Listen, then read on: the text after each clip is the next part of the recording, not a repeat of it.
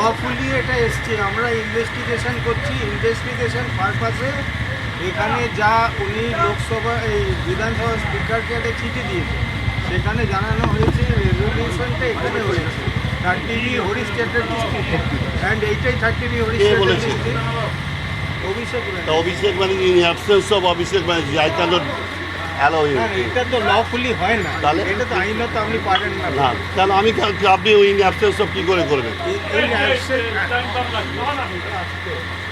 We are none of the party. Presence অ্যাবসেন্সের ব্যাপার নেই, তাহলে ইনভেস্টিগেটিং এজেন্সি ইনভেস্টিগেশন করতে এসেছে। এখানে আপনি অভিষেক ব্যানার্জি এখানে তাকে প্রেজেন্ট থাকতে হবে তা নয়।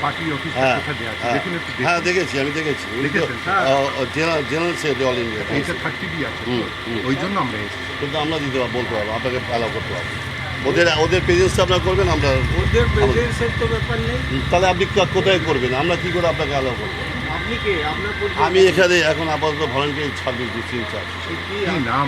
আমার নাম সুভাষিস চক্রবর্তী। সুভাষিস চক্রবর্তী। তো আপনার কোনো পোস্ট আছে? না, পোস্ট নেই। তাহলে এইটার ক্ল্যারিফিকেশনটা আপনি নিয়ে নেন। যেহেতু উনি এই চিঠিটাই দিয়েছিলেন, ওই চিঠিটা দেওয়ার জন্য আমরা আমরা বলছি তো, আমরা অ্যাডমিট করছি তো, দেখলাম তো আপনি দিয়ে দেখালেন, কিন্তু যে দিয়েছে তার অ্যাবসেন্সে আমি কি করে আপনাকে অ্যালাউ করবো? তিনি তো নেই। আমিও তো অ্যাডভোকেট। হ্যাঁ, তিনি নেই তো। হ্যাঁ, আপনার প্রেজেন্সেই আমরা না আমি পারবো না। আমি আপনাকে এটা অ্যাডভোকেট, আপনি যদি আপনি তো আমি কেন আইনটাও তো জানেন না, আমি কেন উইটনেস হবো আপনার? যদি না দেন তাহলে তার কনসিকোয়েন্স সেটা কি করবে সেটা আপনার ব্যাপার। আপনি উইটনেস যখন হবে না তখন আপনি অবস্ট্রাকশন করতে পারেন না আমাদের। কেন?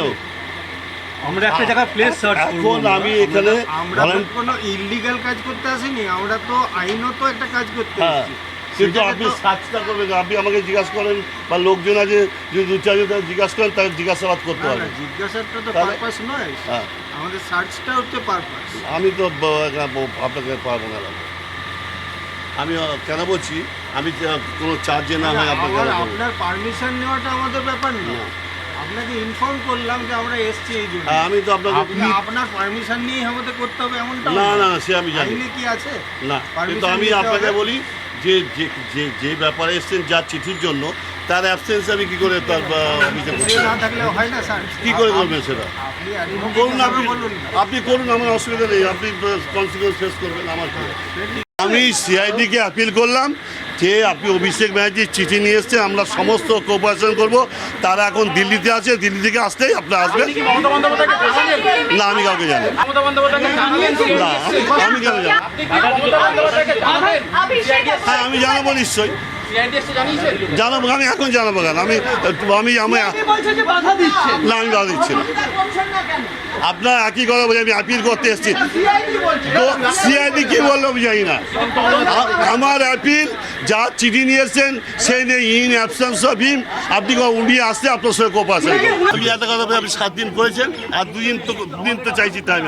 আপনার কাছে আপিল করছি, আপনারা যেটা বলছেন এটা মিষ্টির কথা বলছে, কিন্তু আমি কোনো বাধা দিচ্ছি না। আমি আপিল করছি যে আপনার ওই যে ওরা বলছে আপনি বাধা দিচ্ছেন, আমি বাধা দিচ্ছি না।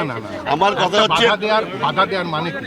আপনি তো ভার্বালি আমাদেরকে অ্যালাউ করছেন না। না আমি অ্যালাউ করে কি আমি বলছি যে আমি বলতে পারবো না আপনাকে। না তাহলে আপনি ওদেরকেই বলুন। তাহলে আমি কেন ওদের বলতে যাবো? তাহলে আমরা তো ওদের সঙ্গে কথা বলে রাজি নেই। বলছেন না আমাদেরকে। আমি আপনার কাছে আপিল করছি যে যা চিঠি নিয়ে আপনার তো অ্যাপিলের আমার কোনো ইয়ে। এবার আপনি যেটা বুঝবেন, আপনি যদি আপনার অ্যাপিলের কোনো স্ট্যাটাস নেই তো তাহলে আমার কিছু মানে তাহলে আমাকে জিজ্ঞাসা করছেন কেন? তাহলে আপনি যেটা ভালো আপনি এসছেন তাই আমি জিজ্ঞাসা আমি বললাম, আমি আমার কাছে বলতে এলাম আপনাকে যে আমি এখানে আমি অ্যালাউ করবো না। কি আসছে? না না আমি বলছি, আবার বলছি আপিল করো, পুরোপুরি কোঅপারেশন করো।